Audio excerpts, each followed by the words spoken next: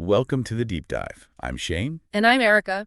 Today, we're hitting the virtual road again, following along with a friend whose trips we always enjoy tracking. That's right.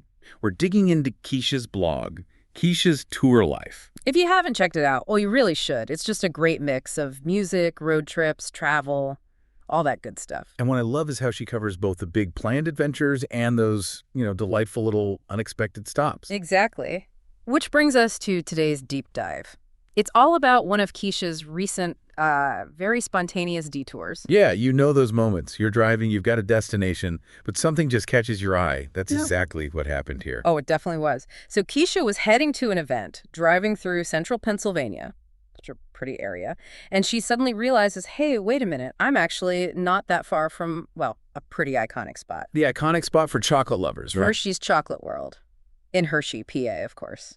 But the thing is, this wasn't some planned pilgrimage. It was totally off the cuff. Absolutely. She's very clear about that. It wasn't on her bucket list. She wasn't, dying to go. And the weather. Apparently it was awful. Well, yeah. She said the sky just opened up rain like crazy. Her words were raining cats, dogs, and probably a few cows, too. Huh. Okay, so picture this.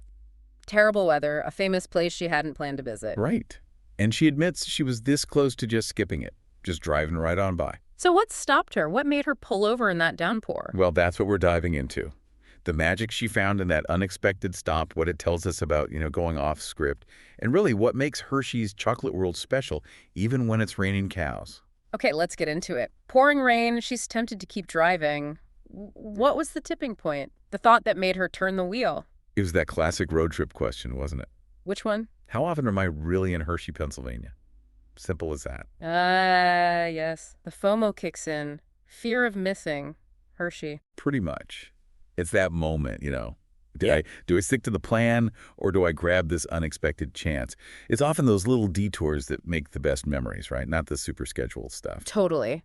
So that question was enough. She braved the rain. What was it like walking in? Instant transformation, it sounds like. Any hesitation just vanished. She said it felt like stepping into a real-life Candyland. Candyland. Okay, I can picture that. What did she mean? Just chocolate everywhere. Everywhere. She describes it as wall-to-wall, floor-to-ceiling Hershey-branded everything. Just imagine the sensory hit. The colors, the logos, probably the smell. Oh, the smell must be amazing. Has to be, right? It's not just a store. It's like stepping inside the brand itself. Yeah. It's designed to hit you with that kid in the candy store feeling, literally. Oh, visually overwhelming. What about the actual products? Just mountains of Hershey bars. Well, yes, the classics were there, of course.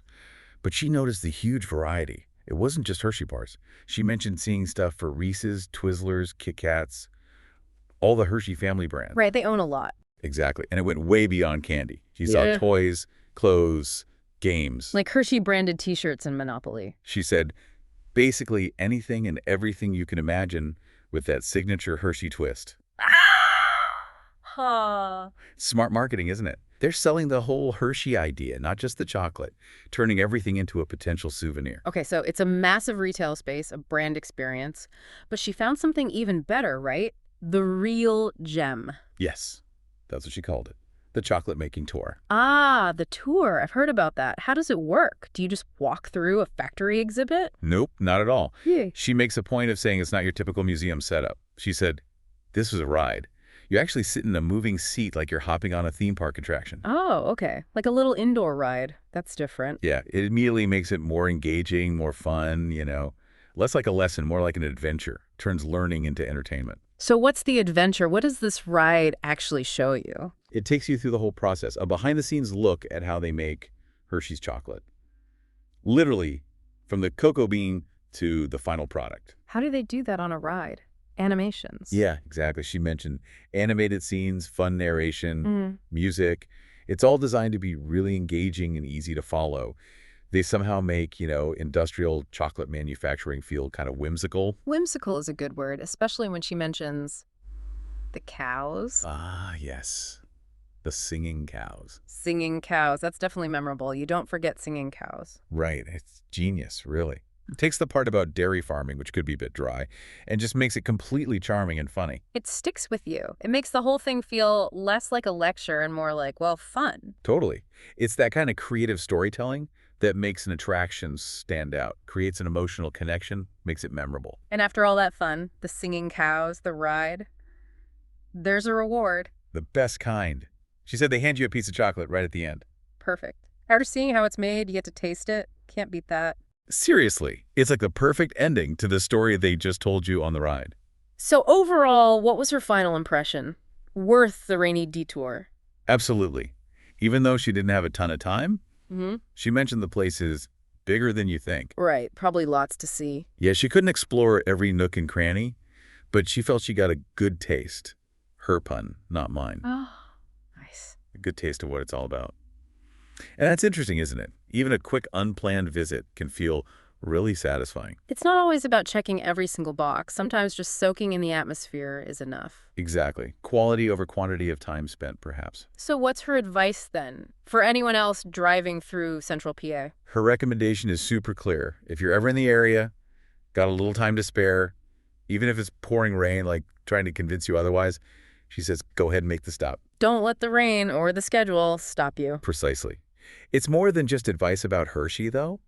It's really about embracing those unexpected moments, isn't it? Yeah, it makes you think. How many cool little things do we drive right past because we're so focused on the destination? Or because it looks like a bit of a hassle? Mm-hmm. We stick to the plan, stick to what we know, might miss out on some real gems. Like singing cows and free chocolate. You got it. And she really drives the point home. She says, now that I know what's waiting inside those big chocolatey doors, if I'm ever in the area again and craving a little sweetness, I know exactly where to go. She's sold. The spontaneous stop converted her. Completely. And it's a great lesson, I think. Yeah. Sometimes the best experiences, travel or otherwise, come when you detour, when you say yes to something unexpected. That rainy day gave her a really sweet discovery. It really did. What a fantastic little story. From battling the rain in Central PA to suddenly finding yourself in Candyland riding a chocolate tour, Kecia's spontaneous stuff at Hershey's Chocolate World really paid off. A sweet surprise, proving that sometimes the best stuff happens when you least expect it. It's such a great reminder for all of us, isn't it? To maybe leave a little room for spontaneity, to find the joy in those unexpected moments that pop up. Stay curious, be flexible. Yeah. See what happens when you take that little detour. You might be surprised. As someone famously said, life is like a box of chocolates. You never know what you're going to get. If you want to read more about Kecia's adventures in music, travel, and her take on other live events, you can check out her blog at keciastourlife.com. And she's also active on social media. You can find her on Facebook, Instagram, TikTok, and YouTube. Just search for Kecia's Tour Life. So enjoy the moments, maybe indulge in a little sweetness now and then. We'll see you on the next adventure.